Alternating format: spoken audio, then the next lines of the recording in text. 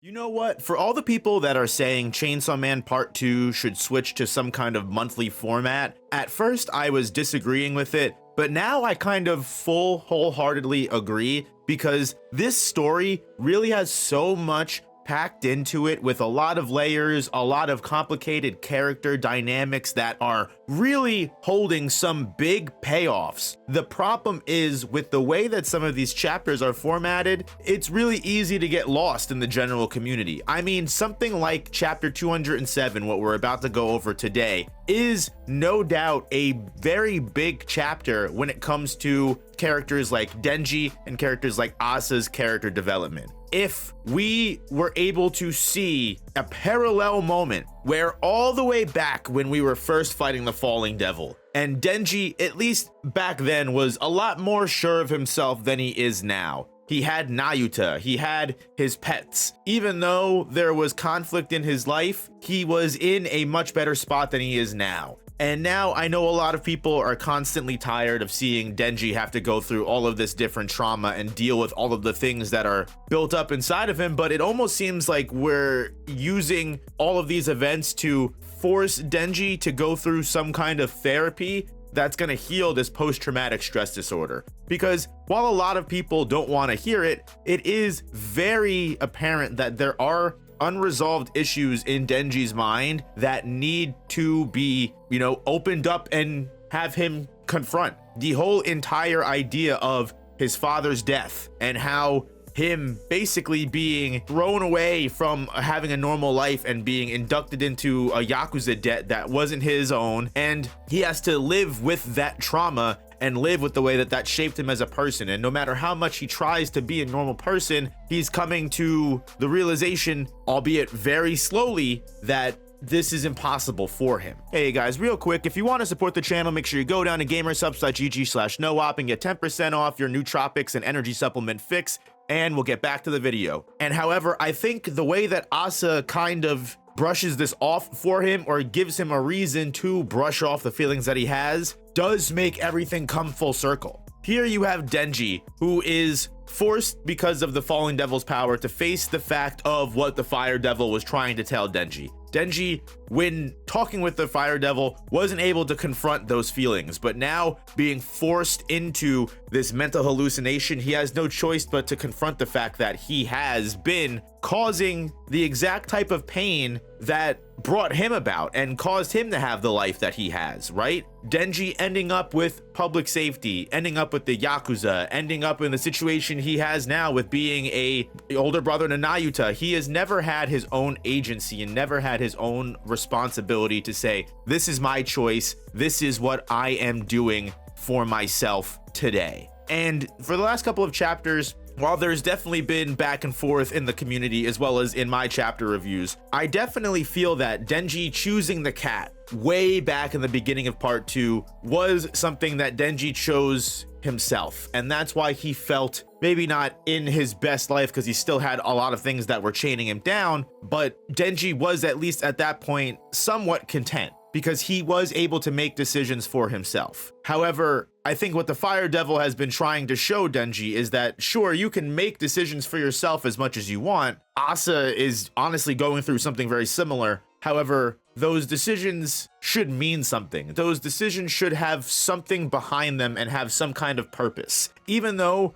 you are making your own decision and having free agency, there's also a possibility of being selfish, and your selfish actions can harm other people. While Denji was doing his own thing and saving the cat, he was ignoring the cries of help of other people that still also had value for themselves. Now, I can also make the argument that Denji doesn't owe those people anything, because as we've seen time and time again with the Chainsaw Man Church and with Asa becoming very popular and then being not popular at all instantly as well, people have fickle emotions and attachments to things that they don't really understand or have any real relationship with. It's parasocial to the truest sense of the word, right? Where these people have this parasocial relationship with this idea of Chainsaw Man, which honestly, in my opinion, created the perfect vessel for Fake Saw Man to embody, to be what the people wanted Chainsaw Man to be, rather than what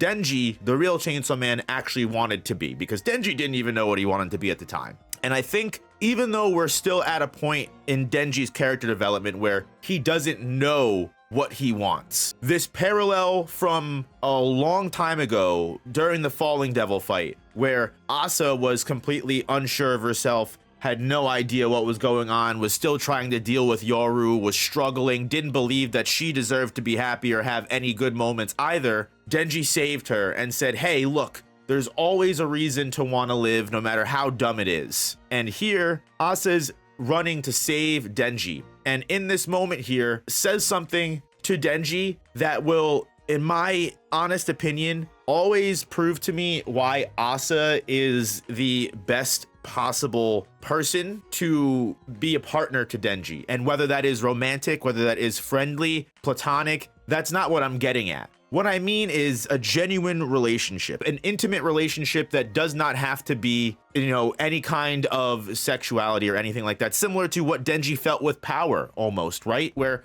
Makima, Rize, all of these girls, they've always tried to push Denji in a way that Denji wasn't ready for. Makima specifically oppressed Denji and told Denji that he doesn't have to think. He can just be her dog and she can make all of his decisions for her for the rest of his life. And honestly, that trauma has still plunged Denji into not believing that he should be able to make his own decisions. Again, there is a message behind the fact that Denji was stuck taking care of Nayuta, the remnants of Makima, even though Nayuta was a completely different person and she was, somewhat of a wholesome brother-sister relationship, right? But at the same time, Nayuta being around for Denji and still almost being like an anchor to Denji, stopping Denji from being able to pursue a relationship with Asa, stopping Denji from being able to do and live normal high school life because of the way that she, while somewhat differently, subtly controlled him.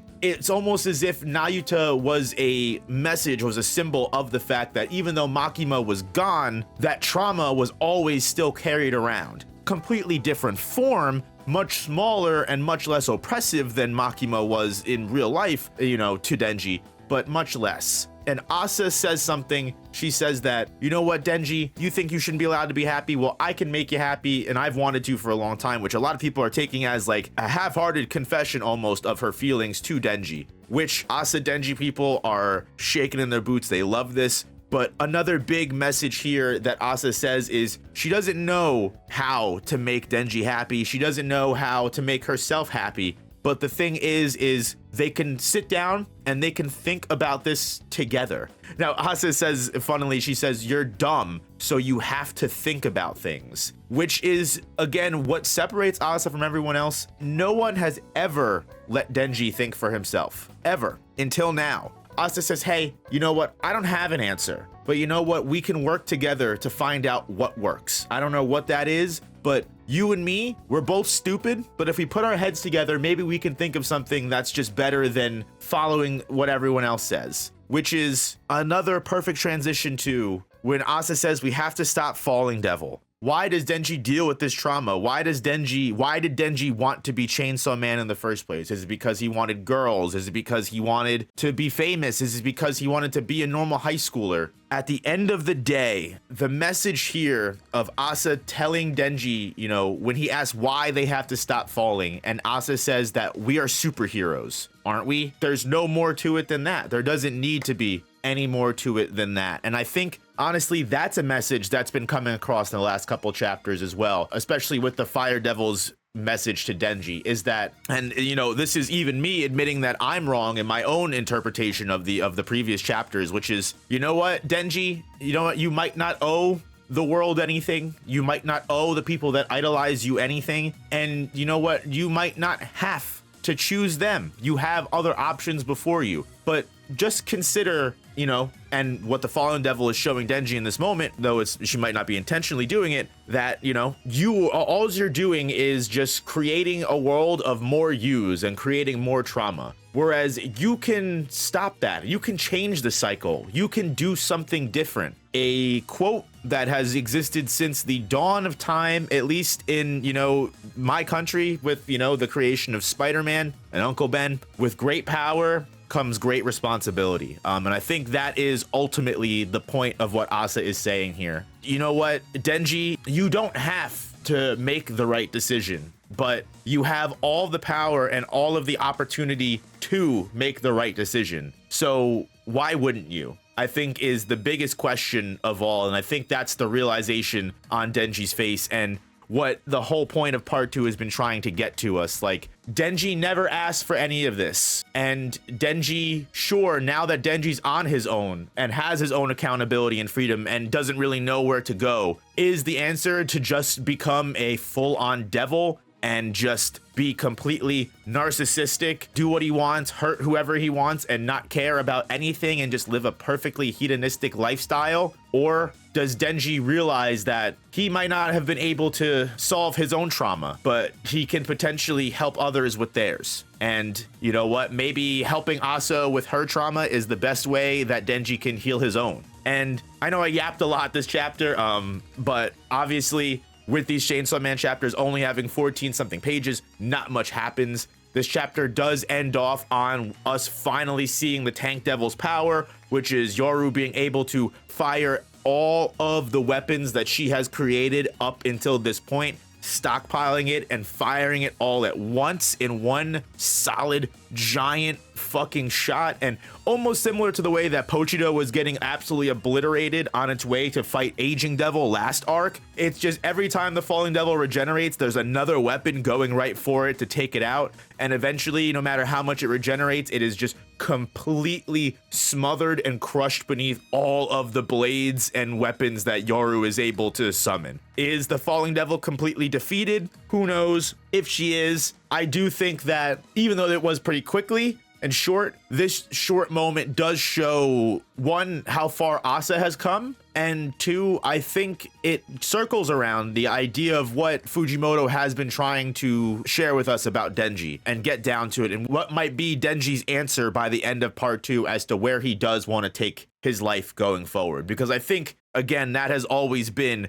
the biggest thing about part 2. The Fire Devil presented it perfectly. You know, you can be this hero or you can be a devil. And while I think Denji still is always going to choose a third option that no one is able to see but him, I do think that that option will be ultimately Denji taking responsibility for his power and using that responsibility to not only stop the apocalypse, but potentially separate Asa and Yoru, or maybe even have Yoru become good. Who knows? At this point, I feel like we're all best friends now. But guys, even though Chainsaw Man may feel rough with a weekly experience, just know I am here every week with you guys, going through it with you. If you feel like you're struggling, just know I'm struggling with you. So hit that like button if you enjoy the struggle, and subscribe so you don't miss any future reviews. I will be covering Chainsaw Man every week, so look forward to the next video next week, and look out for any other Chainsaw Man videos I might do besides reviews, because I do extra content on this channel. And I'll see you guys in the next one. Peace.